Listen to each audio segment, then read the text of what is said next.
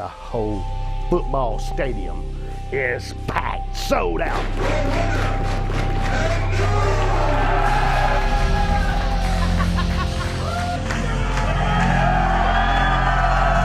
Woo! It's coming your way.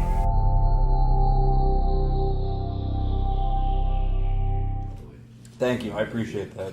I worked out once this summer. You can tell there's a lot. Get a little. I jogged across the street to get this. Red lights. You guys ready? I'll count you out. I think Dan Barry talking about working out once is the best way to start this. In 5, 4, 3. Dan, dude, man, this is your. That's mine. This is your chance. Oh, This is your this chance a big to one really for step me. up to the plate. Hi, I'm Dan Barry, Detective Dan Barry. This is the Kentucky Gentleman Chuck Taylor. This is Officer and a Gentleman. And we are joined by Dave Meltzer, world famous Dave Meltzer. I'm going to start over this. Dave, who the hell do you think you are? I don't know. I'm just a writer. No, yeah, this is us attacking you. this is. I've seen your star review one of my matches, and we're going to have a fucking throwdown. No, I'm just kidding. Yeah. No, I always look at like so. I'll start with this. You can disagree with me, agree with whatever you want.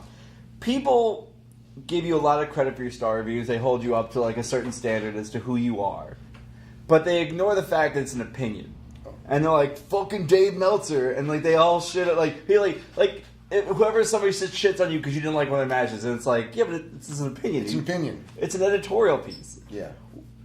You know what's funny is like of all the things I do, I always think that like rating stars for matches is the single least important thing I do, because I think that like, you know, the writing and the, you know, trying to learn about wrestling and learn about the business and all that. But for whatever reason it's only in the last couple of years, that's almost taken on a weird life of itself because of the internet, you know, where people will go, what's your star rating? It's like, you know, I'll write it in the issue, but it's not like something I obsess over. I'm trying to just learn about wrestling.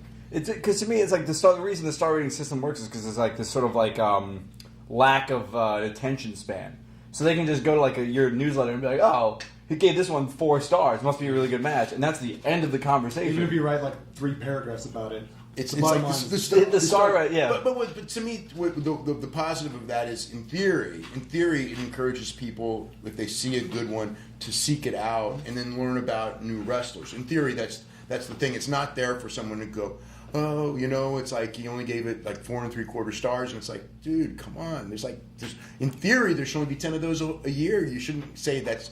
You know, that's not a good... You know, it's not the standard, yeah. Yeah, it's like people, all of a sudden, if it's not 5 stars, it's not a good match. And it's like, I'm trying to only do like 1 a year, but these guys are getting so freaking good that there's going to be more than that, you know? These guys, he didn't say us guys, he said these guys. I just want to clarify that for the room. Right? There's other people in the room that are much better than us. I think I read something you said that like this year has already produced so many incredible matches. What do you think has like changed about wrestling? Like, what's made it better? I think that you guys would know that more than me. I mean, as far as like, I think that people that are in the business have studied more different ways to do it because of, you know, because there's the streaming video and you access to information. There's access to tapes of all these matches, and you learn from watching other people's matches. And it's not like in the old days, like each area had their little style, and then if you went from area to area, you kind of learned a little bit from you know, every style. But the styles were all kind of similar. Whereas now, you know, it's like, you know, Lucha Libre is completely different, and it used to be that like a luchador would come to the United States, or an American would go down there, and they could have matches and they could get heat, but they would have a hard time working with each other because they were speaking different languages. Yeah. In the ring, different language.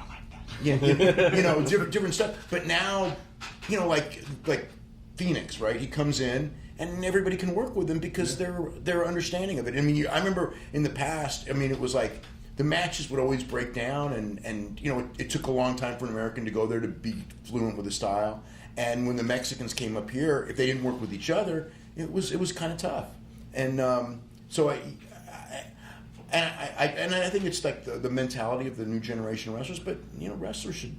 That's a question for wrestlers as far as like, why does it keep getting better? I'm just a fan watching it and noticing that like the athleticism is just so much better than it's ever been.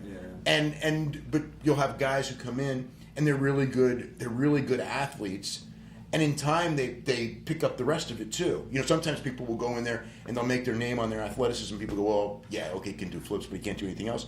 But in time, a lot of those guys, you know, you start watching them year after year, and you see like they're picking up everything else too. And with that athleticism, they become just totally awesome wrestlers. Well, I think is interesting is that I feel like there have always been like these sort of like really good matches that maybe weren't noticed. You know what I mean? Like, because even you can only see so many matches a year, so there's probably a lot more. And now there's just so much. You're seeing so much more of it because somebody's like, yo, look at this clip, and they can send it to you directly on Twitter. It's an instant response. You can see exactly what's occurring in that moment and go, that's awesome. I really want to see more of that.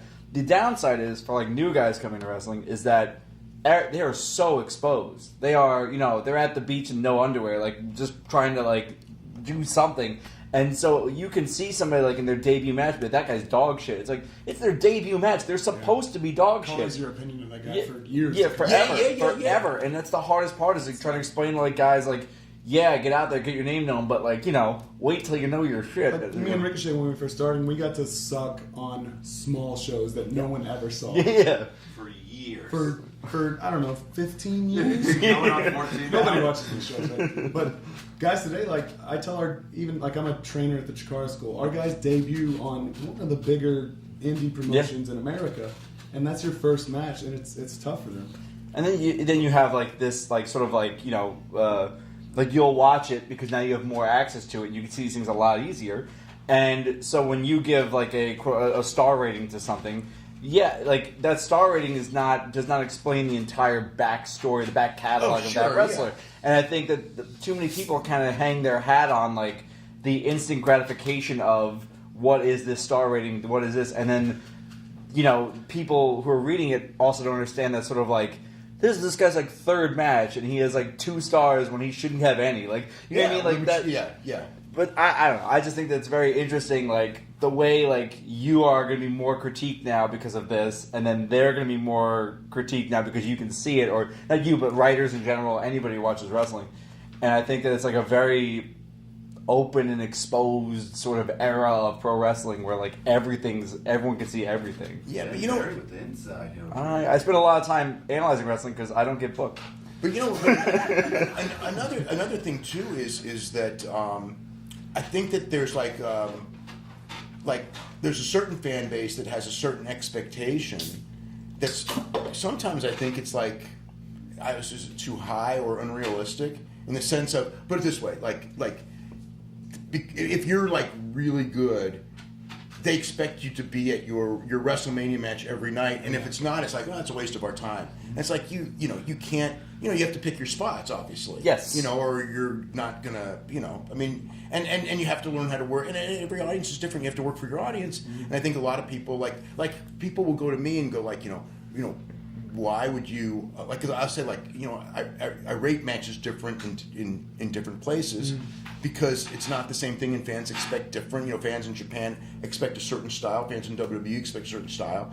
And there's this thing, oh no, there should be a universal style and a universal thing. And there's no universal truth in wrestling. You guys know that because you could do the same match, move for move or whatever, in 2 straight nights. And one night it's a really great match, and one night it's an okay match, right? And it's like I mean, there's so many variables. Yeah, absolutely. Oh, sorry, go ahead. I was going to start talking because I always do that. Go ahead. You were going to say something? No, man. This is your night. It's my night. My time to shine. Now I'm kind of forgetting what I was going to talk about because you said that. But, like, I think that people... You're just going to keep talking, though? Yeah. I'm from New York. I think what's interesting is that people now are wrestling... I say they, like, wrestle for gifts. They wrestle for the video. And they ignore a live crowd perspective. Because it's like, I'm going to get my... Somebody else shoot. Somebody coughed a shoot over there. But people are no longer like, I would rather have a good response from a crowd than maybe look great in a GIF. Like if I'm doing, the watermill spot, or I'm doing like the, Tennessee two-steps, if I'm doing these dumb things and the crowd's loving it, like on a quote-unquote Meltzer review, it's not getting 5 stars. But, like this grandma on the front row is like trying to get into it. She's going to like that way more. And I just think that people are ignoring that element of pro wrestling, the sort of live audience perspective. Well, that's what it's supposed to be about. But it's a 2-sided coin. But now it's not 100% that either. Yeah. Because like, like every crowd's different.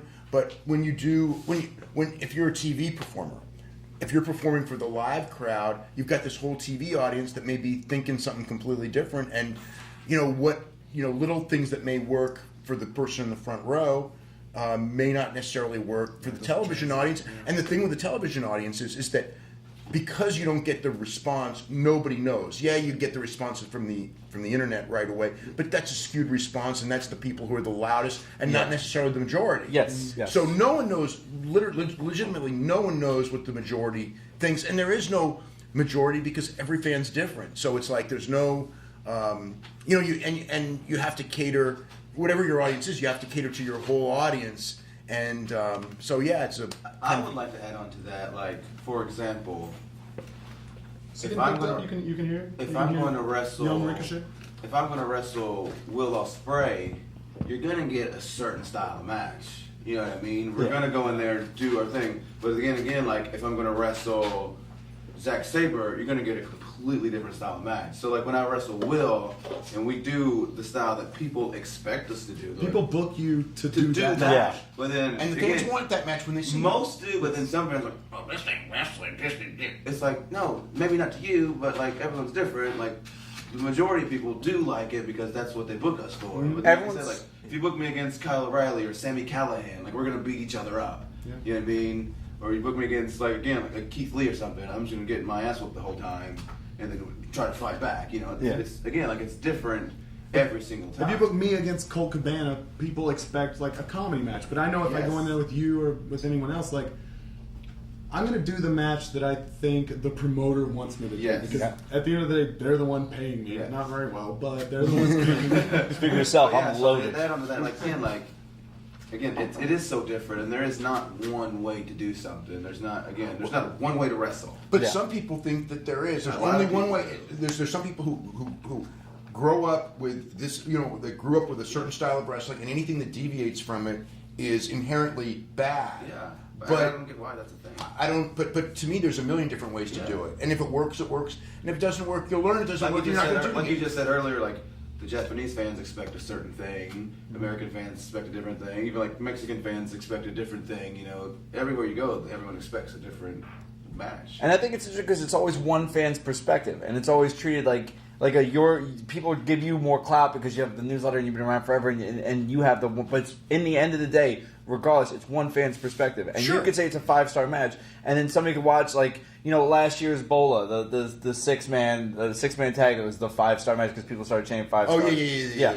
Somebody could watch it and be like, that sucked. I hated that. And they're right. Yeah. They're right though, and that's the thing is that they're absolutely. No. In that case, I wouldn't say they're right. They're right to them. They're right to them. And I think that's when you. But you can't go. But everyone, and that goes for all of us. We all have things that we like and we don't like, and we have to understand that. And I understand this too, because there's matches that I don't like, but if they work, then hey, they work. That's fine. I do like them now because as a reporter, I have to like them. Yeah. Because there's people who go like, oh, you have like this guy is your favorite, and sometimes they're really not. But if they're always getting over the crowd, then I kind of have to go, well, okay, now why is this? And obviously they're smart and they know what they're doing, and it works. So it's like that's the deal. Since it's not real, it's so subjective. Fuck did you just say? It's so subjective. Like it's not statistics based. Like you can say LeBron James is the best basketball player. You can have stats to put behind it. He has this many rings, or Michael Jordan has 6 rings. Blah blah blah. Wrestling isn't statistic based, so it's up to the person who sees it. So it's so wide open. Like to me, I think, and I'd like to hear. I don't know yours actually, but Shawn Michaels to me is the best professional wrestler of all time. I think he's. Well, a lot of people say that. I think he's number one. And I would never disagree. I would never argue that. I think that there's a bunch of people I would put in that category. Who do you got up there? I'd love to. Dan Bailey. Just say it out loud, Dan Bailey. I mean, I always was a big fan of Kobashi and Ric Flair. It's his nickname for me.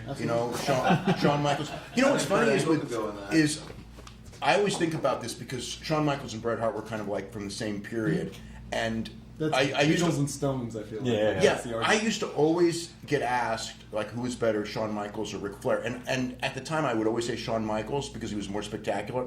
But I think like when I look back, the one thing that I think of, and I still am not saying like I wouldn't argue either one of them, But the one thing that when I look back on it, I think like I used to get sucked into Bret Hart matches more than Shawn Michaels matches, and I never thought about it at the time because I liked the Shawn Michaels style so much, and the Bret Hart style was more believable and everything. But when I look back, like the match that really sucked me in, and I was trying to figure out why, and it was always because when I watched Shawn Michaels, I actually kind of could figure out what he was going to do before he did it most of the time. And and with a lot of guys, if you watch guys 100 times, you start.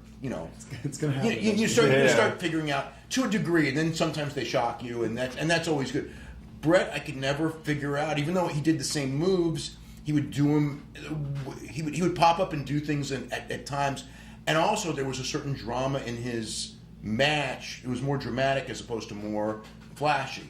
But I mean, a lot of people think Shawn Michaels is the greatest, and I would never argue it. I would say he's one of them for sure. If I had to lock you down on one, who's your at least your favorite? Even say best. Who's your favorite? Yeah, but ignoring so greatest movie ever. So everyone has their own opinion, but you have a personal favorite that maybe isn't everyone's favorite, but for you it is your favorite. Man, I don't know because it's like everyone's in a different. He doesn't want to make because everyone's here and like you guys are all in Bolo and I'm just I was at Universal Studios. Yeah. This is the day Dave Meltzer found out you're a wrestler. As if I didn't. You were nice. Yeah. You had to pick one. You can't even. Okay. 3. You don't have to break it down into like. I'd like to know what personal, what you but like personal. I mean, For example, when you're a kid, who got you into it? Who was like, oh. well, that's a different question. Well, the First, first. for like that's like for me, it was The Rock. The Rock's my favorite because he got me into it. It's Rock. Okay. Well, I mean, the first guy I think that as far as like made me a fan was Billy Graham, but I never thought Billy Graham was like the greatest wrestler. He just had a great interview style. Yeah, but for example, like I thought Pat Patterson was an absolutely phenomenal worker. Like for his era. He was phenomenal. I think that he's one of the guys from that era that if he did exactly what he did then, now I think it would still hold up. Yeah. Whereas a lot of the guys, I'll watch from back then, and it's like, it's slower, and it wouldn't really, I don't know. Some of the guys, I used to think Dick Murdoch when he was on was like super awesome. Like a guy like that. But I don't know that I would say he's like top 3 ever. But I mean, if you start with me, I'll have a million names. Yeah. I really like Tanahashi in the last couple of years. Just because. man. Yeah, I mean, there's something about him commanding the stage and everything like that. And also because I think of his importance in bringing Japanese wrestling back up because it was down for a long time. I remember I'd watch Japanese wrestling and it was like God. I would always think I remember when it was great and now this is what it is. And now when I watch it, it's like oh my God, it's great again. And to mention he is one of the nicest people because I remember my first time going to New Japan, being in the New Japan locker room. Like I'm trying to say hi to everybody, and then I see Tanahashi, who's like the John Cena of New Japan, and he comes I'm going to say hi, but he comes to me, he's like, "Oh, Ricochet," he's like, "You best high flyer." And I'm like, "Oh no!" And then he was just so nice from the get go, and he didn't have to be nice to me at all. I was literally nobody, you know what I mean? So you got a Dustin haircut now? You got an old school Dustin haircut? I thought it was fake, and I was really sad when I found out it was real. I was like, "Oh wow."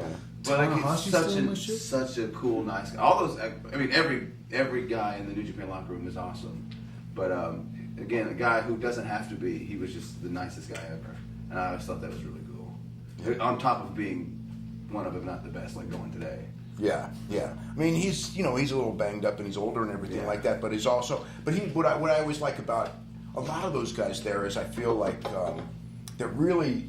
But when I watch it, I think the thing that impresses me the most when I think that somebody's really super smart, more than even the super athletic stuff. You know what I mean? But with your athletic stuff, just you, is to me just completely blows me away. You have a body control that it's you know what I mean? Isn't it frustrating? Yeah, Well, it upsets me when I watch it. Well, thank God. If I was a wrestler and I looked at you, I would go this just isn't fair. Here's what I do. This is honestly, we plot his murder. Constantly. I watch him do something. Let's say the Sasuke special. Just the Sasuke special. I will literally I will watch him do it, and as soon as he hits it, I go, "Oh fuck you!" And that's immediately what happens in my head.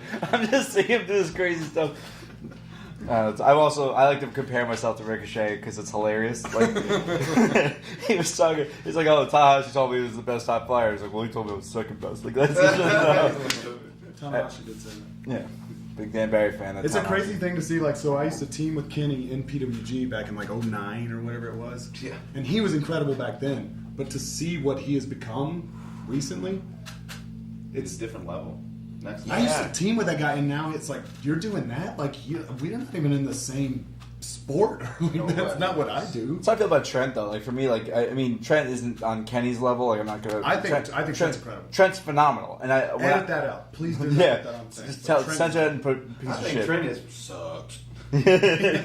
Trent's Well, good. smiling. Just going, he is trash. But like he came up with me. It's like he was 15-year-old Trent. I was driving him to Jersey All Pro shows to get him on these shows, and like that's all we were doing. And then like you see him now, and you're like, man, he's way better than I ever could have possibly been. And it's like a humbling moment when you're like you're teaming with somebody like, oh, they're so like I like teaming with this guy. It's fun. Yeah. That guy should never team with me again. When this dickhead looked me in the eye tonight, and he's like, "I have surpassed you," and I was just in my mind going, "I know."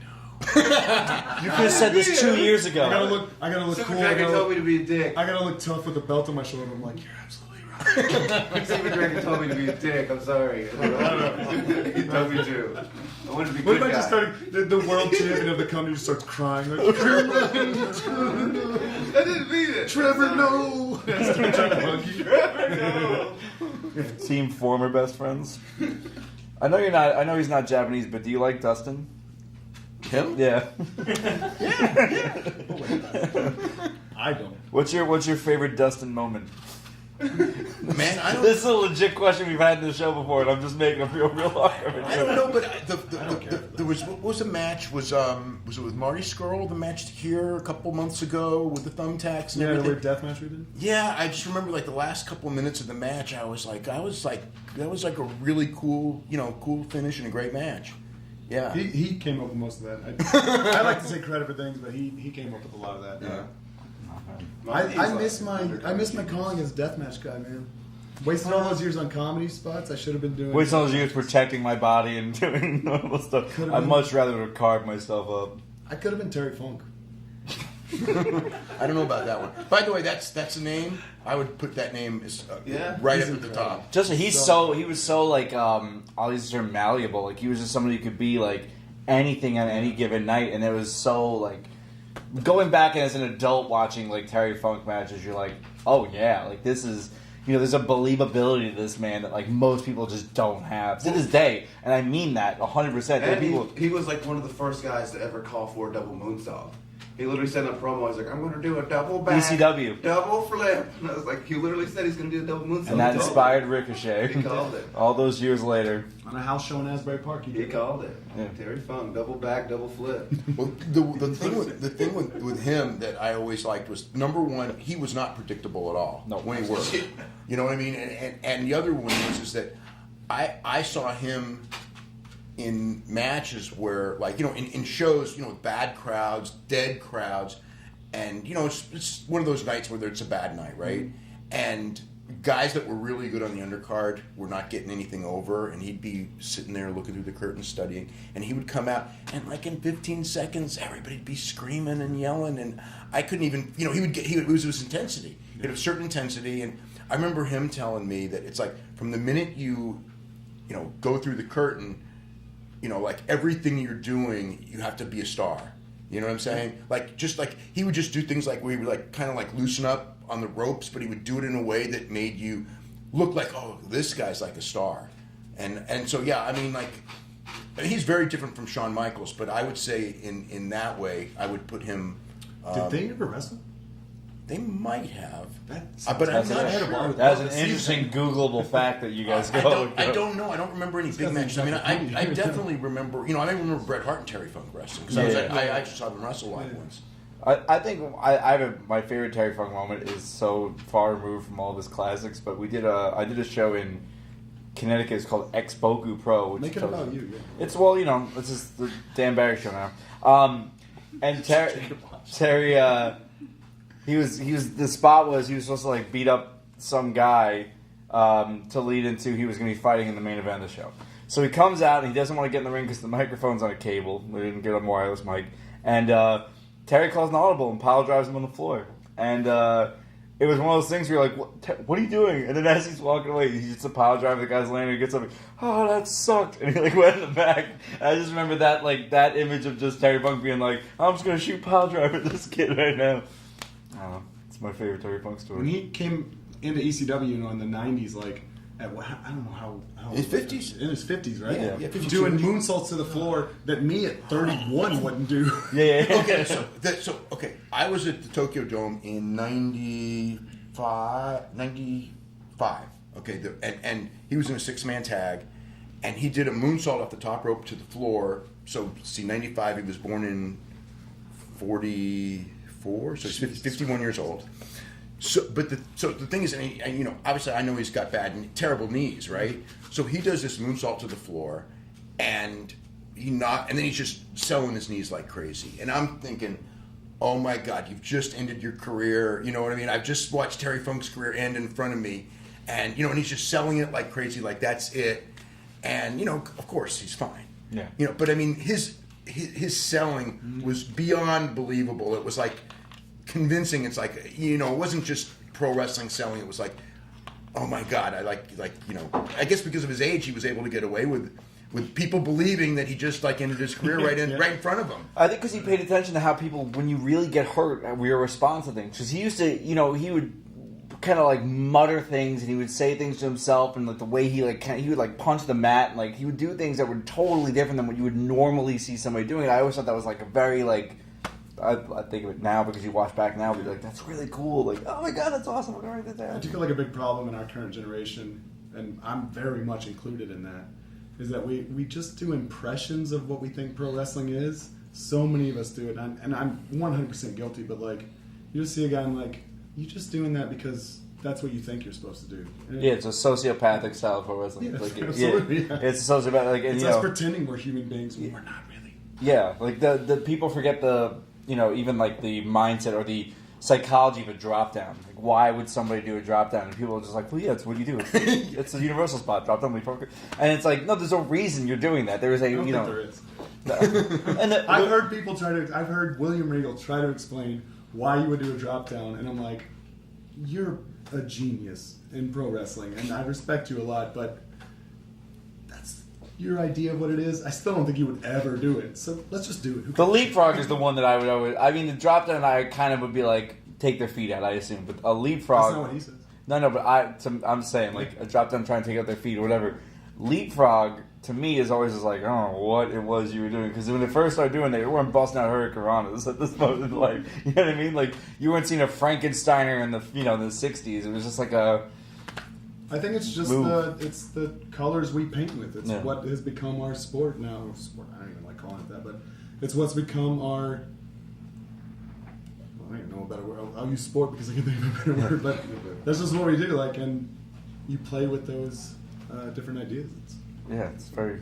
What's the one trend that you kind of see now happening that you, as somebody who's been watching wrestling for as long as you have, hate vehemently? Is it palm kicks?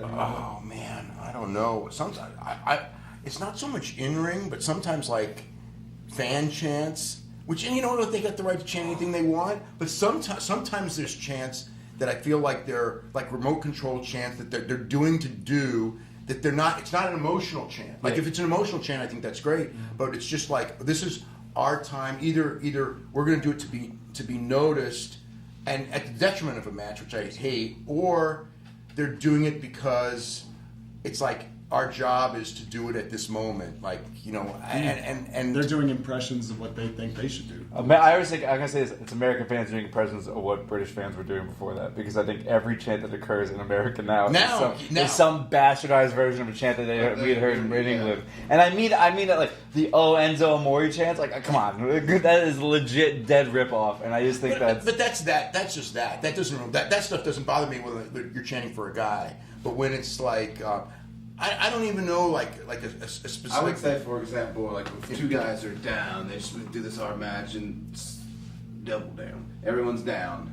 And the ref's he's counting. Two guys are knocked out and start counting. It's 1, 10. Stop. Oh, yeah, that 2, 10. 10 sucks, please stop. for sure. Yeah, that is or also it's 1, 2. 2, 3. No, guys, please stop. Stop And you're doing just trying to confuse the referee for no Yeah, purpose. You're You're trying to doing get me. yourself over. Yeah. You're trying to get yourself Yeah. over. Just please stop doing that, guys. Please. It sucks. Well, the worst one to me was the what when guys were doing promos Yeah. because it's just like you either throw the guy off or they've got to change and start and figure out a way out of that and everything. But it's never been I mean, I think maybe like the first month it was out, maybe it was something new and cool, but who would have known 15 years later is still going to be doing it? And most of them don't even know what that was. Yeah. They don't Yeah, know. yeah. They weren't alive when Stone Cold. right, yeah. Oh, The 10 thing I don't like, especially on indie. If you do it at a WWE show, like, okay, you want him to come out. Yeah. It's a Well, for possibility. him He it's could do good. it. No, Yeah, but yeah. On an Yeah. indie show, guess Right. what? Ty Dillinger isn't here. Yeah. He's not going to come spoiler: out. Combat Zone's not getting Ty Dillinger this weekend. Yeah. You have to work with Joe Gacy. I just something I wanted to say, but like, yeah, no, I don't know. It's funny because the chants are also that's the 10 thing is the one thing that I think everyone in the What- back and the front, everyone's just like, fuck. But you know what, man? The funniest thing is like when he started doing that, and it started to, he started doing it in NXT and started to get over on the other shows. I remember one wrestler who said to me, and just goes, "They can't bring him to the main roster because it's going to kill wrestling for like 10 years because everyone's going to do the 10 punches in the corner. They're going to go 10, 10, 10, 10, 10." Any count ever is going to be that. Yeah, and it was like I didn't even think of it when he said that, but as soon as he said that, I go, "Oh my God, they're bringing a new wet chant in, and we're gonna like have to Yeah, live but with this then for you 15 think about years." the woos, the Ric Flair chop woos. Or the yes. Anything. Yeah, But that's the, all. but the yes started as something great. Yeah, absolutely. Yes. Yeah, but then it got bastardized. Same thing, like, if you do yes on an indie show, Brian's not going to come out. He's Yeah. not here. Yeah. Or is he, guys? Ladies and gentlemen, Yeah. the American Story. Dragon, Brian Danielson. What if he did come out? Like that? That'd be cool. What? Who would win in a fight? You or Jim Cornette? I'm not gonna fight Look him. at the so- guns on this man. We don't know. No, I'm never I gonna know you're not gonna fight him, but like I theoretically could beat up Dustin. I think that you. I don't know. I don't I'm know. a palm Like, strike. Saying I don't know. about You it. know, I mean, like, seriously. I like Jim Cornette a lot, personally. I've known him for 30 years, even though we disagree on certain... Not even... And there's a lot in modern wrestling that I agree with him on, but there's... I will say this about... He knows this because I've told him this and everything. I get so frustrated with him because he's... I feel like there's so much great about modern wrestling that he refuses to acknowledge as great because it wasn't... When we grew up, that wasn't part of it. Yeah. But it's like some of the some of the new stuff, some of the old stuff is really great. And there's parts of the old business that weren't so great. Okay, and you can say the same for now. But it's like to me, it's like I feel like he's so smart, but he's not allowing himself to be smarter because he's not willing to, study or accept new things, or he'll see something out of context and just like, But he's got his brand. He doesn't want to go off brand. Yeah. He's the guy who hates everything. Yeah. Everything he said about me recently, yeah. I agree with. I 100% He's agree with. he's dead on. For real. He's dead to rights on I that. hate all those dumb things. Like any stupid bullshit clip that's gone half-ass viral of me, I don't like. And I haven't done it in 10 years. It's just Yeah. a dumb thing that I've done. But like, Well, I mean, agree with it. that was like actually like one of the things that I got mad about was he took a clip from the PWG show from God knows. I mean, I didn't even know how many years back it was, but I knew it was years ago. As long, but it's like this one clip. Oh, PWG, those fans are bad. Those wrestlers were pretending to be wrestlers. It's like you just can't blanket the whole thing from one 20-second clip. That and then when I do that, of course, the flip side of it is people going like, you're endorsing like this thing. It's like, I'm not endorsing it. I'm just saying you can't. Like, I've been to too many PWG shows to say that PWG is garbage wrestling and nobody's any good and nobody there's talented and the fans don't know what they're. Yeah, I think they're wonderful fans. I think they're like freaking awesome fans. So it's like don't. I don't know. I look at it like this. Like one of my favorite movies is Jaws. It's a great movie. It's a great way to build suspense. It's a phenomenal way to build suspense. You watch it now, you know it's a robotic shark, and you can't hide the fact it's a robotic shark. If I were to watch Jurassic Park when it came out, the way they did the CGI and everything, it was way better. I imagine old like practical effects guys are like, that looks like garbage because it's CGI, but it's like Yeah, but it's improved, whether you like to admit it or not. Like, yes, that is still can be very good. There is still very good practical effects, but it doesn't mean that this is not also good. And I think that there's like a sort of a disconnect because it's like, no. I like my Cheerios. I don't want Honey Nut Cheerios. Like, it's just a very weird. I don't know. I'm just gonna get Honey Nut negative. Cheerios by far is better than Cheerios. We all agree on that, right? I'm good. I'm good. Yeah. I'm not a toddler. Yeah. Give me some honey nut. Yeah. I can handle it. I can handle the extra kick of the honey and nut. I would agree on that at least. Yeah. I like my wrestling shows to be a I thought you were buffet. talking I about like a cereal. smorgasbord. Yes. Like Yeah. if you give me 7 matches in a row of anything, I'm gonna hate it. 7 comedy matches in a row, 7 hardcore matches in a row, 7 strong style matches in a row. It's gonna get boring. Give me a little bit of flavor on everything. That's what I want. Yeah. I think a lot of guys today, like, they don't want to realize their spot on the card. And I'm not saying, like, know your role. That's silly. Like, if you're the second match, don't do 45 minutes of 100%. everything. Like, do what you're supposed to do. Everyone make has- the I show. went Make 10 the minutes show last good. match. 10 I minutes. want the show to be good. I don't It was want. awesome. I don't care about your match. If I'm a fan going to a show, I want a good show.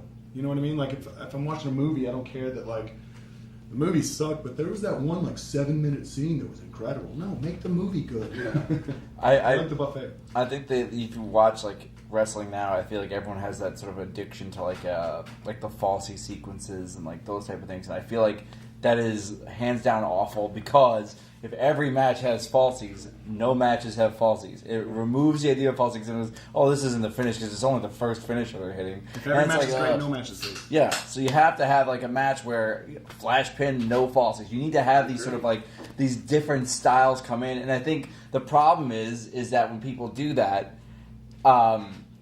fans will go like, that's it, and you're like, Sometimes you have to do that for education. yes, And to keep fans honest in the sense of like sometimes I think that like they should do, I mean like it's different with WWE because you do have like 1-minute matches and 30-second matches and things like that. But on a show like my dream.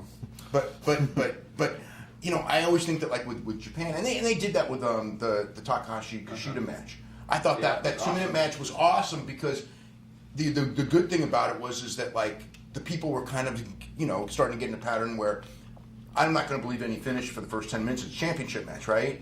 So you've got to like kind of whatever. But if you do it and like that happens, then all of a sudden it's like hey, that false finish might be the finish. For example, Marty and Flash Morgan Webster. That I think spot. it was yesterday.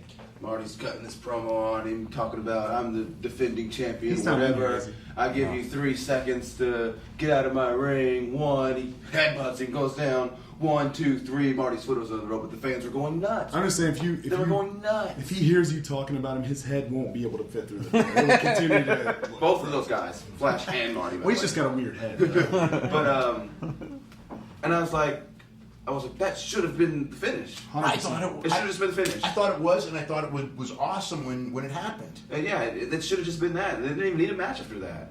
Everything they were going to do after that wasn't going to get that reaction. And I told Marty, I told him, like, I was going to be honest, I was like, man, I didn't see it because I was in the bathroom pooping, but I heard it. I heard the promo. I heard something. 1, 2, 3. The fans went nuts, and I was like, oh my god, it's over. But then it started over. But like, that should have been it. We need more stuff like that. I love it when matches end. Yeah, this is the best part of the match. I hate kick out. Stop kicking out. But the dude, match I is don't even over. go. I'm like, like, yeah, the match a lot is of times in over. my matches, I don't even go for pins. I don't do pins anymore. I eat pins. I don't like pins. I don't like pinning people But do you think that a lot of that? until it's necessary. Do you think that a lot of that is sort of like even like from a promoter standpoint, like? Okay, I'm not saying this is what happened, and I don't want anyone to think that I planted any sort of fucking bullshit seed. Not really. But imagine Super, whoever, booked the show and said, here comes the headbutt, and it's like, well, I don't want you to have a 2-minute match. I brought you guys here to have a real match. On a one-show weekend, no. But, for example, I guess because Marty went to wrestle Travis, right? Yeah. So, Morgan would have went to wrestle Travis Banks, and they could have tore it up afterwards. So Morgan could have got his money's worth out of him because he's going to be there again. He's going to do it again, and Marty's over as it is. He's going to come back. That's why it's tough on the indies because you don't have like a consistent product necessarily. So Yeah. PWG runs once every 6 weeks maybe. Yeah. Other promotions can do that because they have. So like on a 1-show weekend, no, you wouldn't need that. But like on a 3-show weekend where you're gonna see the guys multiple times, yeah, for sure we can do that. But even for me, I think on a 1-show weekend, like something like that should happen. I agree. And I I agree think, completely. but I think there's I an element of agree. like from a promoter's business standpoint, like this is a very expensive But guy coming in did you job hear out the in 2 fans? minutes. Did you hear the fans? I agree with you. That's what I matters agree with you. I'm most. arguing is the onus on the promoter to kind of be like, If yes, I'm I a know promoter this is and happening. I book those guys and they do 2 minutes and the fans go nuts and the fans are like, that was awesome. Oh, okay, I'll pay them whatever they want because that was awesome. That's what I paid them for, to have an awesome match. Whether it's 25 minutes or whether it's 25 seconds, the match was awesome. You know? I'll tell you, one of my favorite matches of the last 5 years was the John Cena Brock Lesnar match where Brock squashed him. That match was incredible, It was awesome. so good. Well, because everyone was talking about it when it was over. Yeah, Because it was just- different. Because so nobody different. could imagine like that. What I liked about that was like nobody could imagine that kind of a match happening because you're so set in your pattern that he's going to make the comeback, and you're waiting for him to make the comeback, and then it's over and he didn't make the comeback, and it's like wow. Yeah. But you notice like the Brock Lesnar matches, there's always something. I think that's Heyman. Every Brock Lesnar match, when it's over, there's something surprising. Whether it was Goldberg beating him in that really quick match, or what was the one with the Randy Orton finish? Which everybody did talk about it when it was over. Yeah. I don't know if that was good or bad. I actually think that was bad. I in would argue hindsight. bad, but there's always something I love it. in there. There's always something in there that when it's over, it's like it's not the usual pattern. I think this run that he's been on for the last few years is going to go down as one of the best ever. I mean, you're the historian here. Like, I think his run's been amazing. He's had so many incredible matches. And whoever beats him, whoever eventually takes out Brock Lesnar, is catapulted because he's had such a dominating, mauling run. People were complaining about the Brock and Samoa Joe match. Oh, he so hit him with good. one at So 5. good. Why? It's like, yeah, he hit him with 1 at 5 because it's Brock Lesnar, and he should have killed him with 1 at 5 because it's Brock Lesnar. But then it makes people Well- now it gets people behind Joe now. Where Yeah. next time they fight, it's like, well, I hope Joe gets Yeah. I actually didn't like that, even though I loved the whole match, because I just thought that Joe came. I don't say out of nowhere, but No, you're right. Yeah. But you know what I mean? It's like Joe had so much momentum that I wanted them to do something where it would be like a controversial ending rather than a clean ending. Like it was, That makes sense. if it was the third match of the series. But everyone's got an opinion. But it's like it was the third match of the series, and it was like that. I would think that was absolutely fantastic. But I just thought like Joe was just coming up, You're and he was right. just getting momentum after a couple weeks of promos, and because of that, it was like I didn't want to see him losing that way yet. I would argue that it was the first time he'd taken the F5, and that it came out of nowhere, and that is a Brock Lesnar special, quote unquote, and that the first time you sort of get hit with this move that you don't expect, you understand it. Like even as a whatever MMA guys, if you watch MMA, I understand what's going to come, but when it suddenly gets you, it's going to get you. Yeah. And I think that it got him, and I know I didn't hate it because I was like, yes, the first F5 should beat him because it's the first time he's taking this F5, and it is going to knock him out. And that's why I think it's more like next time Samoa Joe can kind of prep for it, and so when it hits him again, he's a little bit more prepared. And I think that tells, I mean, again, difference in opinion, whatever. I just think it tells a better story that it beat him immediately, and I think that had Joe gotten down the Coquina Clutch, that would have beat him immediately, even though it's Lesnar. Yeah, but that's But I mean, the one thing about that again was they went whatever it was 6 minutes. Yeah. But that's great that they went 6 minutes because it wasn't like, well, it's the WWE Championship match main event. It's got to go at Main least event 18 WTV minutes. at 6 minutes, by the way, guys, for everybody listening. It was awesome. Yeah.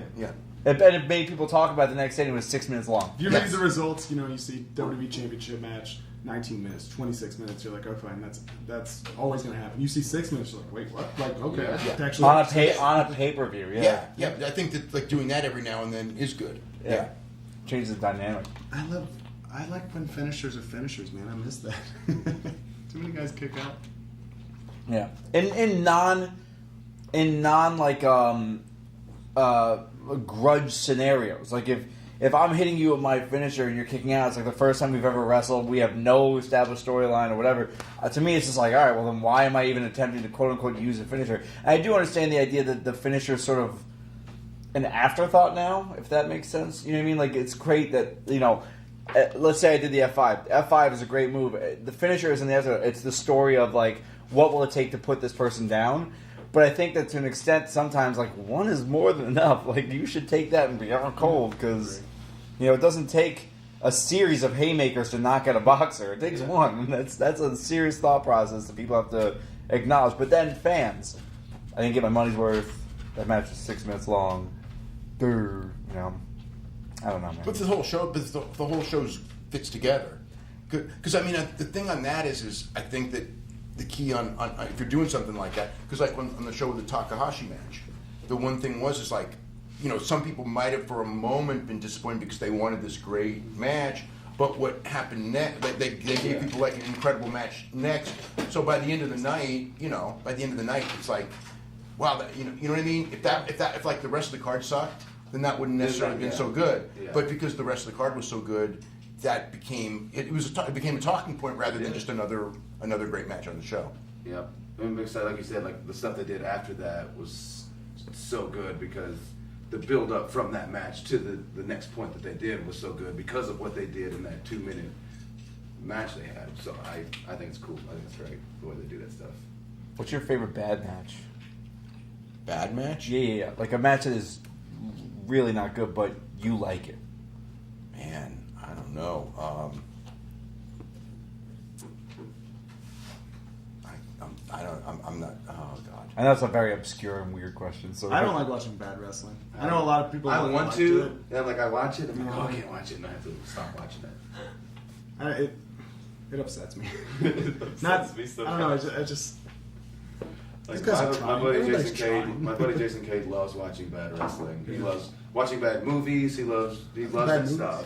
Bad movies, I'm all in on. And I want to be the guy like, oh yeah, let's watch this bad match, and it's like, oh God, I can't watch it, and I feel bad. But like to me, like okay, so like one of my favorite movies is Ace Ventura. It's not a great movie, but it's a movie that to me invokes some sort of like I like this movie. It's great because it reminds me of my childhood and whatever. Yeah.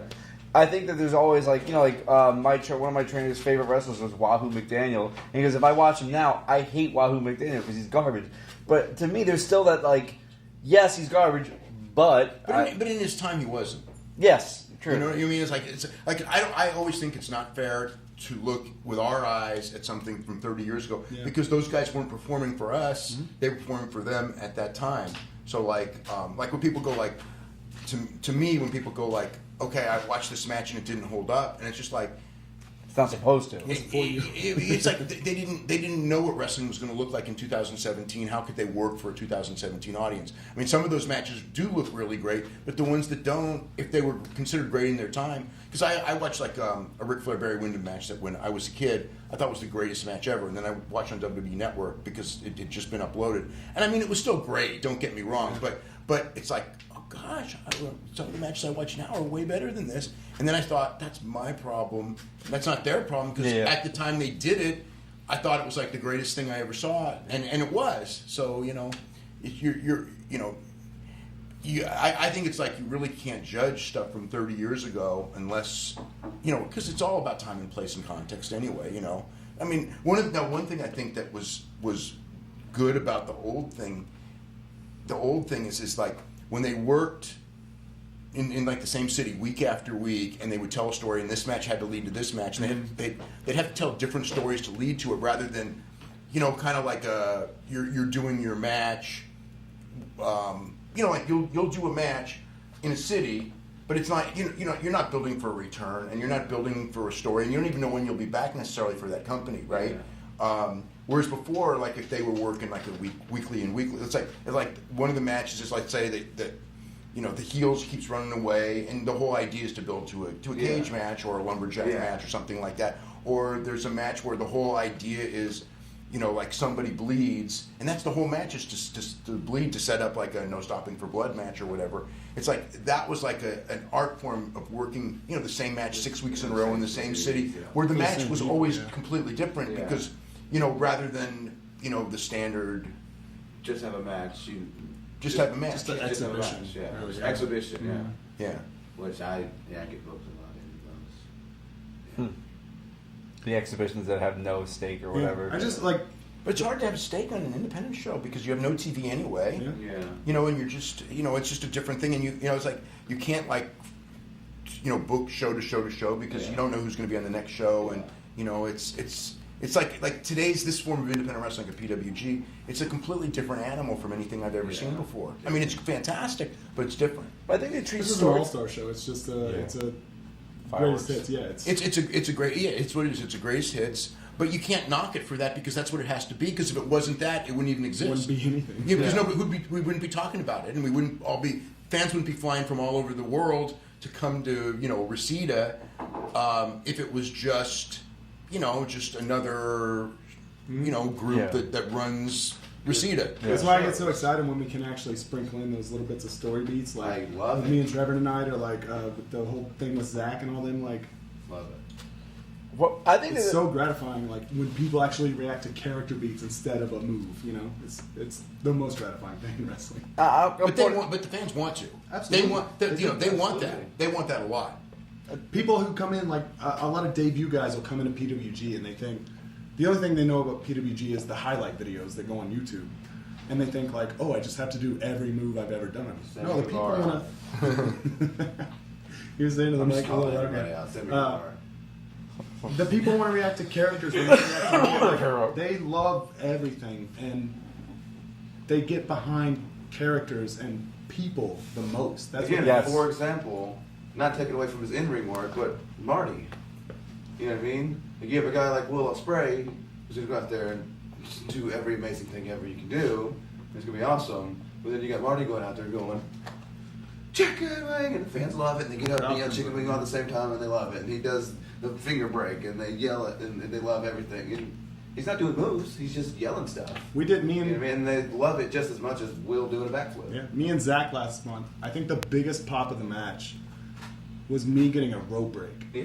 Like It was when people can get behind a character, like that's what got me into wrestling was the people, the characters, the pageantry, all that. Like the moves got to be the icing on the cake. The cake is the people. comprised of everything else. Do you think this is like a question? I'll leave it to the room. I can leave it to the room, whatever.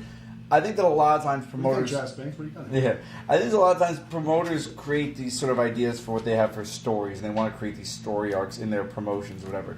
But they book it as if they're on TV every week, as opposed to booking it for the I'm here once a month and I need to follow these stories once a month. Is that am I grounded, or am I right in saying that it's ridiculous for them to expect fans to follow every intricacy of a story, or am I taking away the intelligence of the fan by saying that? You know what I mean? Am I I saying... don't think the story needs to be so intricate. It does not need to be so intricate. I think it just needs to be like a simple... Because again, it's not every week TV. It is once a month thing. So like, it needs to be something that they can remember the next month. It's not like, oh, was it this? Was it that? Was it? It just needs to be something that... I like, say compare it to Game of Thrones. I think you can watch Game of Thrones and not dive deep into everything that's happened and still enjoy the show. It's fun. But it's much more rewarding if you do know all the plot lines and everything like that. It's so much better. So I like deep dives into storytelling. That's what I like. We're sneaking Rick in. Yeah. You scoot over, buddy. Go scoot over. Come sit next to me, Mark, let's do that. Papa Meltzer. There we go. Uncle Meltzer, as I like to say. But yeah, I want You like the rich Easter eggs? storytelling. You like the Easter Absolutely. eggs? Are sort of I like to be rewarded for being a fan. I like that. Dave, your thoughts? As far as If wrestling promoters booking storylines, sometimes I feel they try and go too deep on something when they're only showing shows once a month, and they write stories, or they try to write stories that would be better suited for a weekly TV thing. well, it depends on what you have. If it's you don't need to go as far as like if you're doing like only an arena show. Mm-hmm. Yeah, you don't have to have because to me, don't you think on an arena show you should limit the talking? Because if it's I think that one of the negatives on some indie shows is too much talking because everyone's trying to get their promo in. Yet we all know to be a big time major league star, you better know how to talk. Mm-hmm. And so and if you're not on TV, you're not really getting the practice, and it's kind of like a weird catch-22. Because one of the things of the indie wrestling is that I think that a lot of the indie wrestling really teaches guys as far as wrestling to be super, super creative, and then when they get to the big leagues, it's like they want less creativity. They want you to just have your 3 or 4 things that people pop for, but they don't teach you the promo thing, which is so important because you can't because you're not on TV. So it's kind of a weird thing where WWE, like when they're training guys for what they want, what's happening is the indie guys come in and they're so much better wrestlers than the guys that they're training, but they still, but they have to kind of convert back to that style, and also, but they're not necessarily like the greatest promos, and you've got to have that, I agree. What do you think promoters? Well, this is a question that was sort of posed before. What do you think promoters could do now? Well, I'm trying to remember the exact phrasing of it. If he's still here, no, I think he may have. No, I did. You went to bed. What do you think promoters could do now that would sort of like increase fan interest or increase attendance? Is what I guess key, because attendance equals money if you really think about it. What do you think something that promoters are not doing now is that they should be doing moving Have forward? the Bucks on every show. That would help out. My name's not the Bucks. On every show. Thank you, man. Well, I mean, the problem is that you have to have you have to get a loyal clientele, but God, it's hard to expand from there when you don't have television. Although the internet's changed it a little, but still the internet, it's like I think it's not quite there yet. no, and I It'll don't get know, there. and I don't know that it'll ever be. I Yep. mean, we've raised a generation where people think that only WWE matters. And now I think that a little bit, I think that's seeping in to some people that New Japan matters. I think there were people at one point who thought TNA matters. I don't know that they do now, You know what I mean? Jeff Jarrett just kicked the door and does. No, seriously, in the sense of, okay, but That's a company man. You gotta appreciate the company. yeah, no, but I mean, it's one of those weird things where so from an independent standpoint, it's either getting guys.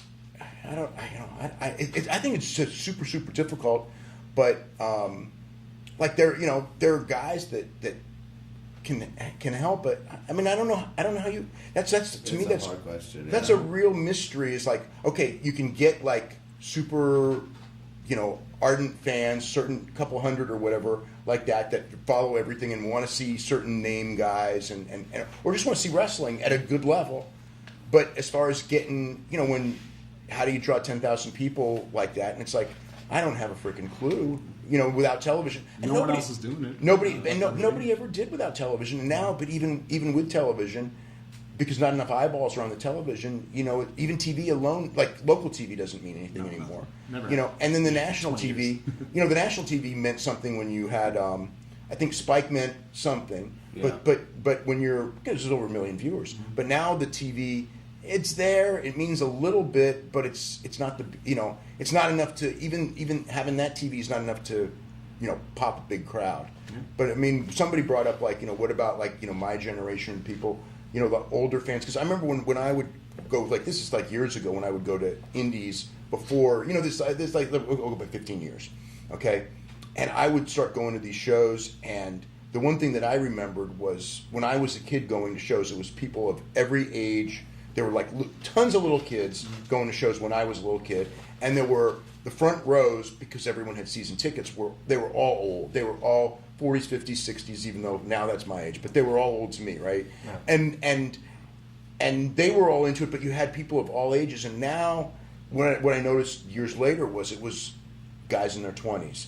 Not even hardly any women, right? And now it's expanded more, but it's still that base of you're getting one, a few demos, but. I mean, there was nobody 70 years old here, and I don't know that it would appeal to somebody like that. But Legion Larry. What? Legion Larry. Yeah, but I always think like, what happened to that audience? Because I know they watch on TV. Because if you look at TV demos, most of the fans are over 50 that watch on TV, and none of them, or very few of them, go to the matches. Yeah. And the 20s age group, which is the ones that are going to these matches the most. they're not really watching on TV in great numbers. So it's kind of a weird thing. I'm thinking, like, does the TV not get people to go to the matches? Or what is it that keeps older people from not going? Maybe it's the price is too high. I don't really have an answer, but I see all these things, and I ask myself those questions. I think mass appeal is going to get smaller and smaller as everything becomes more readily available because of the internet and everything. Like, I think everything's going to get smaller. I think basketball, baseball, football. Well, basketball's huge right now, but like all these things, like you can find your own niche. You don't need that lowest common denominator stuff. So, you know, maybe wrestling has hit its peak, but there'll be more things that'll have steadier numbers. Maybe nobody is going to do 100,000 necessarily anymore, but things might get. But what's interesting is today's fan will pay far more money for merchandise. They'll pay far more money for tickets than ever before. But there are even 5 years ago, way more. Oh, look at this whole indie thing that we're talking about right now. I mean, even in the last what would you say where you could really see the turnaround? Was it 2 years, 18 months? I mean, I felt it. I think I started feeling it like, I don't know. I would say 2 years. Yeah, like 2015 is when I think my perspective. Yeah, so 2 years, maybe 3, maybe like 14. Yeah, but I feel like it really started in, like, say 2010. That was the upswing, and then it really hit its like stride within the last season. yeah, I think it started building around 2010. Yeah, but then 14, 15, it was just like, what's happening? Yeah. But I think maybe fans, maybe it's maybe it's a perspective I have, but fans are more. You can buy individual matches now, so now fans are far more supportive of the individual than they are of the company, if that makes sense. PWG being a very strong exception to that respect, because I think people go to PWG because it's like an event, and people go to it because it's now a social thing that people go to. But I think that if you were to go to like, I don't know who I'm going to pick, I'll say Wrestle Circus, argument's sake. You go to them, it's like, well, I'm going because so-and-so is going to be there, and it's like, you can buy their individual match and watch their individual match for $1 most times. I think that's becoming more of the pay your own, like, I'll buy this guy's match, this guy's match, but just not all of the matches. Am I weird in thinking that? We'll have to wait and see what happens. You know, it's things are going to change. Things are going to change greatly, and I mean, in all sports and all television, we're having these changes. I don't know where we're going. You know, but it's. That's what's exciting about it, though. It's like this is a very weird time, and like we're all kind of like steamrolling through it, or haphazardly steamrolling. You know, something else that's just took off and crazy the past like 2 years. The scene over in the UK area, because like we used to go back in like 6 years ago. When it was like 2008 was my first time over there, and it wasn't like it was not near. in like the past like couple of years. I don't know what happened, but it was just like. Well, I think it's eyes on. I think it's accurate information now. It's like every company and every. We gotta. Yeah, we got one. We're gonna get this fucking real weird. But literally, like I feel like every company in the UK is just really good. But I think it's Every accurate. company. Don't you think, okay, so this is me from and I probably know less about the UK than anybody here, because I just started watching it, whatever, right? But from a total outsider point of view, right? I think it's because so many guys at a certain point got really, really good. So people in the UK looking, man, this is just great shows. Whereas before it was just shows. Yeah, But I don't know, maybe, and I may be dead wrong. It felt like a lot of guys sort of like came up and around the same point or started to get hot together, so it just kind of helped everybody else out. And having guys as well, like Ricochet or your Chucky Teaser would come over. I was gonna say that I feel like when I first started going over, not me particularly because I was crap, but like to get like a bigger show, to get more people to come, you would bring the imports in to get the bigger crowds. Yeah. But nowadays, like you don't need any of us, and the crowds are bigger than they ever been. You know what I mean? It's just because the whole scene is fire now. But I think it wasn't like an access to information. It is, these guys have been working. It's not like, again, like everyone's like it's overnight, but it's like, no, I think they've been slaving and they've been working hard and they've been pumping out and doing. And then America, this is from an American point of view. America turned the light switch on to see what was going on over there, and they go, holy shit, they're all fucking great. And it's because they've been killing it for fucking 10 years, and we just never knew. Like that's he has name dropped people who I'm not gonna but he said like they were always great. They were always real good. Not trying to put him over, he's sitting right next to me. Like I've literally always heard amazing things about this guy, and then you see him wrestle, you're like, he's actually dog shit JT Dunn lookalike. I tell you what really does help. What really does help is having 20 different accounts on your Twitter, so you can just pretend to be fans. Mark Haskell's amazing. Getting booked at PWG. I gotta start doing that. I just bash myself on Twitter. That's what the internet's for, right? Though bashing yourself. Yeah. But don't because of the geography and everything like that, and you have the ability to work lots and lots of shows, and by doing that you can progress a lot faster than if you're an unknown American who's not getting booked everywhere. You're lucky if you can get a couple of weekend dates in your own area. You know what I mean? But for you guys, it feels like because I saw like there are guys that do 200, 300 dates a year, a few.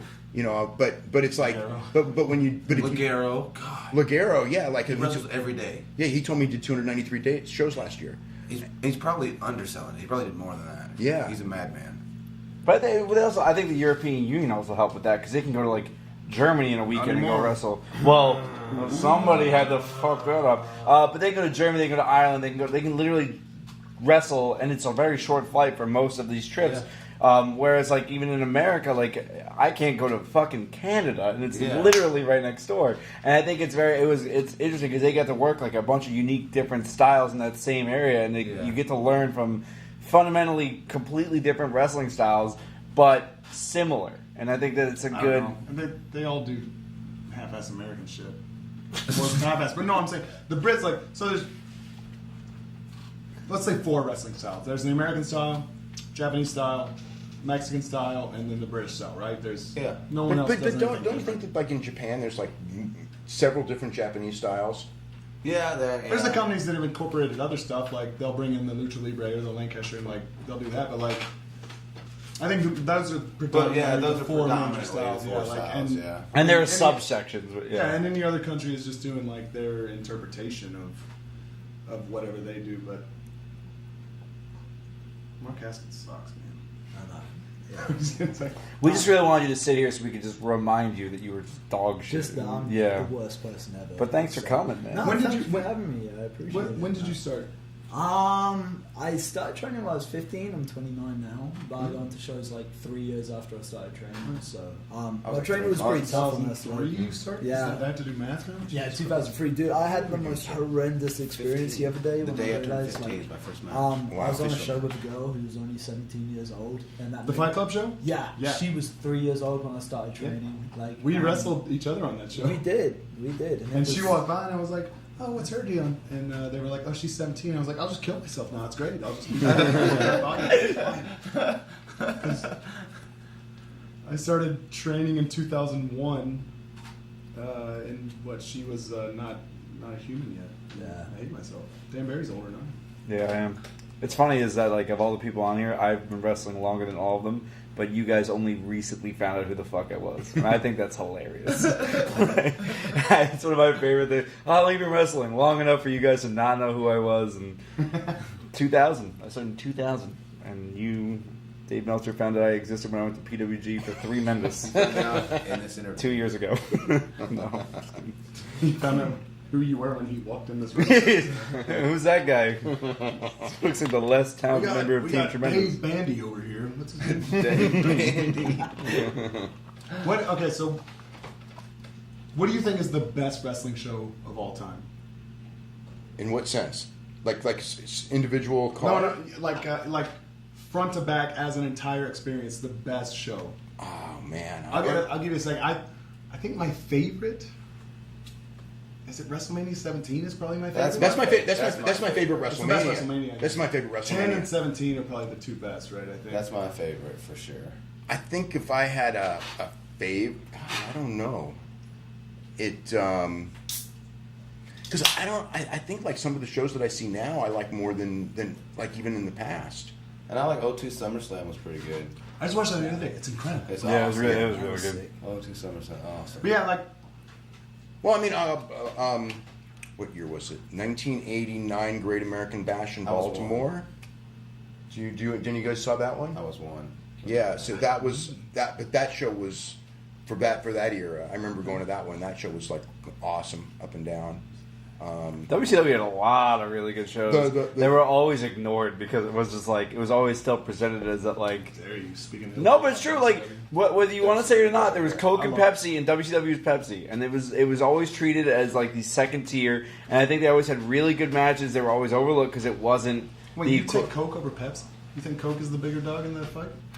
Which makes more money? Yeah. Yes. You don't see Japanese advertisements for Pepsi. You see them for Coke. I have lived a weird life because I like WCW and Pepsi better. No, it's not a liking. It's about which one's bigger, which one's more popular. No, to me they're bigger. Okay, well, Still to this day. I mean, WCW's bigger than opinions don't beat facts, unfortunately. What's so funny when it comes to that is if you look at like who's agenting in WWE and the style of today's wrestling in WWE, it's far more like 80s WCW than 80s WWF. Yes. Far more. It's like the 80s WCW. I mean, it's still different, but the 80s WCW style as a template is more the base of today's style. And I always thought that the wrestling was much better in WCW. Generally, there's always exceptions. Of course, obviously. yeah, I mean, like, hey, look, Randy Savage was unbelievable. I don't care what company he worked My for. favorite wrestler of all time, Randy Savage. Yeah. But yeah, Michael P.S.A.'s and Arn Anderson are one of your top guys who were not even WWF mentions in the 80s and. Yeah, and then when Arn Anderson was there, I mean, he was tag team and it was good for a year and a half, but it wasn't like. And Michael Hayes, when he was there, had a cup of coffee and it wasn't. And then managed the Hardys. Yeah, and then, right, yeah, 20 years later. Probably the best work of his career, I think. Doc Hendricks stuff. Doc Hendricks. Yeesh. Oh man. No, man. What are you on? What are you cycling? Oh God, please. Let's talk about Deca, D-ball. What do we got? How can It got too serious. Sitting next to you, dude. No, I talked about how all the Japanese steroids you were on commentary yesterday. It's fine. The world's gonna know. Japanese steroids.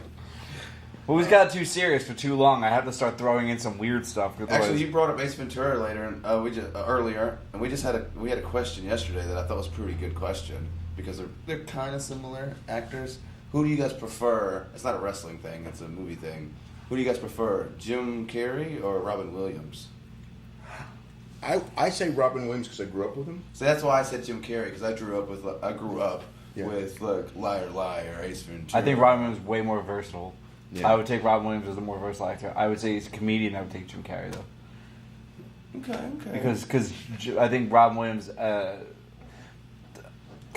Whatever. I'm not going to comment, but Here's a stand-up comedian. I'm a Dan stand-up Barry. comedian.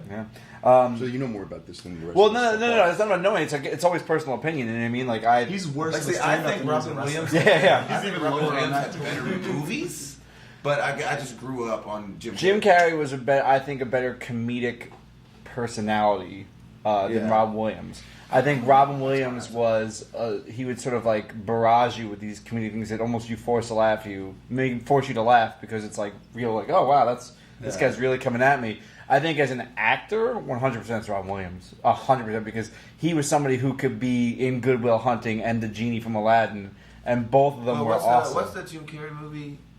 Was it Eternal Sunshine of the Spotless Mind. I would put Robin Williams in Insomnia over that. I would put Robin Williams in Good Morning Vietnam over that. I think that he was just somebody who could play a sort of range of characters. I often think that comedians are often sometimes the guys who can play like a real serious character because they study human emotion more than anybody because they know they can get you to laugh about something that you would feel really uncomfortable laughing about in private. I can bring you to a comedy club and make you laugh about like my dad leaving on my first birthday, and you're like, oh, that's real weird. But if I can get you to laugh on that, it's a very interesting thing. So I think comedians have that way of sort of studying a room and being like, I know how to make these people emote on something, and they can read and emulate that better. But I think Robin Williams studied people, and I think if you watch it, it's his portrayal of characters. He didn't portray like Robin Williams playing he portrayed a person who existed in that moment. I think that's why he is better. Real heart-touching subject for Dan Barry. I spend a lot of time analyzing things because, like I said, I don't get booked in fucking Japan, so I'm sitting in Amityville, New York. Like 24 hours. Yeah, I'll be in Amityville, New York, doing my laundry. So we're in two different lifestyles. 15 minutes, guys. Good. Let's hit the ghosts and the aliens or something like that. Oh yeah. You think ghosts are real? No. Think aliens are real? Have they ever been to Earth? I don't know. I don't know that they've ever been to Earth, but I believe that there's life forms elsewhere. You have to believe that. Good answer. You and Dustin are like same wavelengths. Dead on, yeah. You guys are Ghosts, like no, exact. aliens? I don't think they've been here. Exactly. I don't think But what about Stonehenge?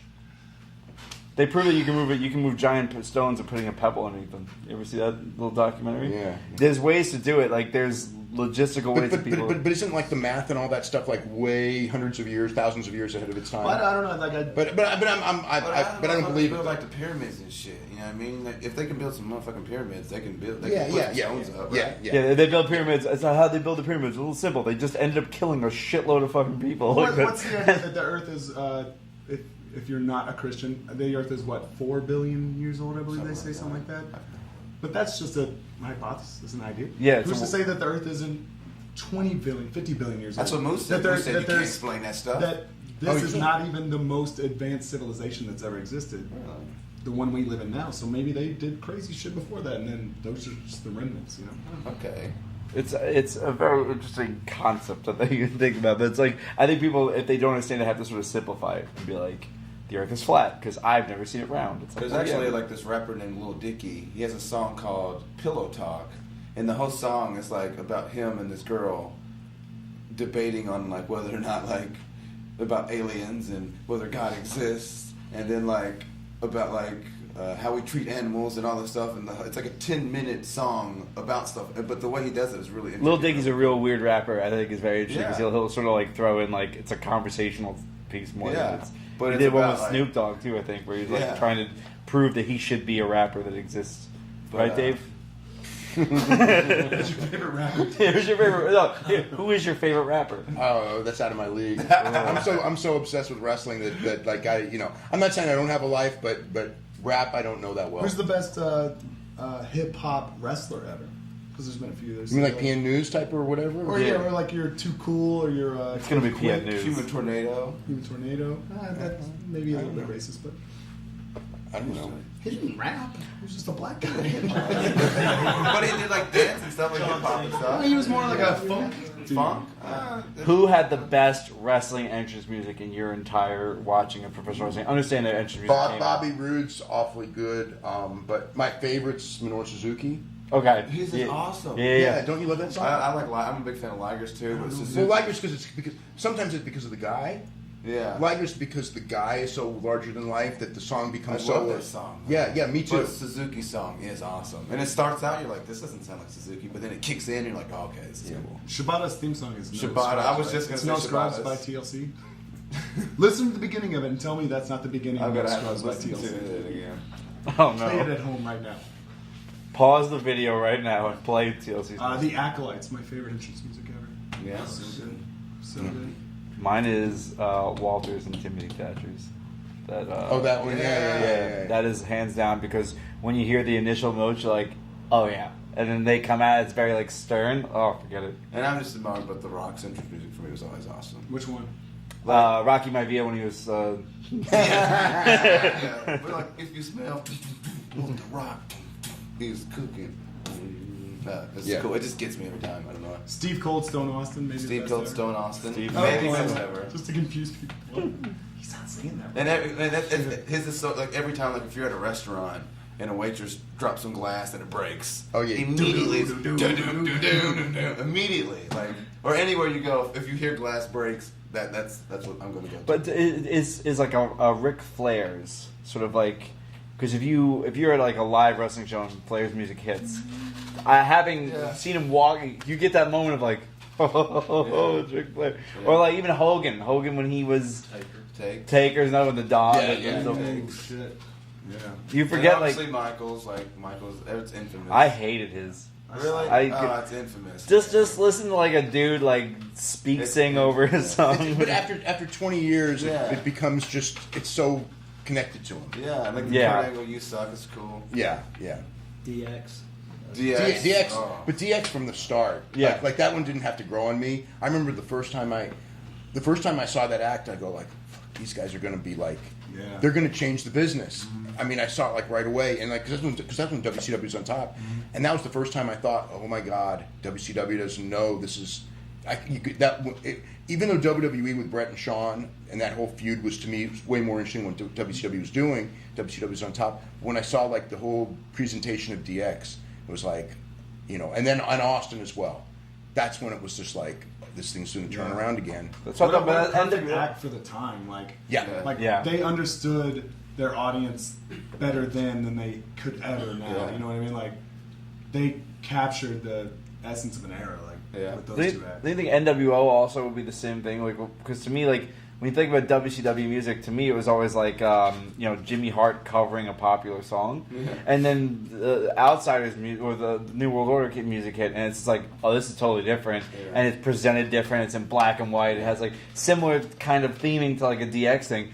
Here comes some weird dads in jeans. That's what I like to see. I was like dads in jeans. I was like so cool. Like, that's what the kids love. Scott Hall always had like the backwards bandana with like the Tupac bandana on. It's like, I don't think you don't look good in that. He was 19 then. Bro, he was actually. I'm pretty sure when he was the 1-2-3 kid, he was 11 years old. Lightning Kid. That was my first wrestling match ever. Was watching the Lightning Kid match from like USWA. It was on It was on like at 1 o'clock in the morning at a babysitter, and it was just on like what we call Channel 12. And Channel 12 was it was that match. And that was my first experience watching a real live wrestling match. I mean, like, this is amazing. I think he's the most underrated wrestler of all time. What do you think? Sean Waltman? I think he's the most underrated wrestler of all time. Duke the Dumpster Droese, man. I don't know. I don't know, but as far as like being a key of certain eras, I think that people don't today recognize how important he was. And also, you know who I think was one of the most important wrestlers of all time was Rey Mysterio. Yeah. I've said that, dude. To this day, the best high flyer of all time. Still. For sure, 100%. I did the What Culture shows for what? Well, he did a Rev Pro show. We wrestled Marty, killed it. Then he wrestled me. We did really well because he's just a man. He's like he wanted to do we did the Dean, the Eddie Ray gimmick on the top rope, backflip catch DDT. Like he wanted to do that. I want a base for that. He wanted to do jealous that. You got to do and then the that. next night, him and Will went out there and just smashed it. Like he just had match after match after match. It was just awesome. I'm like, Ray might be the best wrestler. He's been wrestling for like 26 years, 40 plus years old, had 500 knee surgeries, and he's still out there killing it. My number one favorite match of all time is the Halloween Havoc. Ray and Eddie Guerrero? Yeah. That's my one second favorite favorite next to WrestleMania 17 Rock Austin. That's my second These are so favorite. different. No, it's so different, but the Ray Eddie's my second favorite match. You know, the Ray Eddie match was so great for me is that afternoon, like that finish literally, like I knew, I knew all the particulars. The Splash Mountain. No. I didn't know any of that. Oh, okay. No, I'm just talking about like I knew the behind the scenes in the sense of, because Ray was supposed to lose that match. All along, Ray was going to lose that match, and there was this big fight, and like they were trying to explain the importance of the mask and why Ray shouldn't, and Eddie didn't want, Eddie wanted Ray to win, Ray wanted to win, and the management wanted Ray to lose, and it was going on, and like, about an hour before the show, I started watching the show, and at the time, Eddie was still winning, and then when Ray won, it was just like, oh my God, they convinced him to change it. That was like, and the match was absolutely phenomenal. Dude, anyway, it was so beyond its time, like. If they did that now, people would lose their shit. Yes. Yeah, people Yes. nowadays can't do the stuff that they were doing back then. Nope. Oh, it's phenomenal. Yeah, that's my number one favorite match of all time. Ray, like, dude, that Do you match. have a favorite match of all time? favorite match of all time. Well, I mean, I guess it's the 60-minute match with Kenny Omega and Okada. Because that match is nuts. yeah, I watched that match and I was like, I was in such awe about when that thing was over. It's like, what did I just watch? It was a different level from what I'd seen before. And being at the building, like, there's certain points where, like, even if they were down, like, people would, like Japanese fans like to do this, like, and like hearing the thousands of people just hear like, oh, and like you're like shaking because you can just hear it. It was like we're watching something that's. I actually like the first one better. Well, you know what? You could argue all three, any of the three. Yeah, you could argue for sure. They're incredible. I like the third one almost because it was just Kenny smashing it. You know what I mean? It was each one was great in its own way. Kenny's next level, man. That guy's, someone like, especially on the indie scene, I think that doesn't get enough credit. I think who is actually really good. Sammy Callahan. Sammy Callahan, I think, is a genius in his style. And might be like one of the best brawlers today, and he just doesn't get enough credit. Guy's really good, and he's like at the small little things he can do really well. You know what I mean? Like I think that's a guy that. And what I like about Sammy's style is that like it's not when people think of like good wrestlers or whatever, they have like this mindset of what that person should be like, and he's not that, and he's so good at that he is so good, and I think that's what makes him enjoyable to watch. Is that sort of like. You need, like, whatever, people are going to have their differing opinions. You need a guy who's going to spit in your face and then punch you. Like, you need that. And it's because it's a visceral emotion that if you. I don't want anyone to spit on me. Yeah, but as a fan, you have that visceral emotion of what that is. Yes, you need that person. As much as you need a ricochet or you need a counterpoint to it because it's so, like. Sammy's gonna make you wrestle a style that like no one's expecting you to wrestle, and you just hit each other. Yeah, and it puts another layer.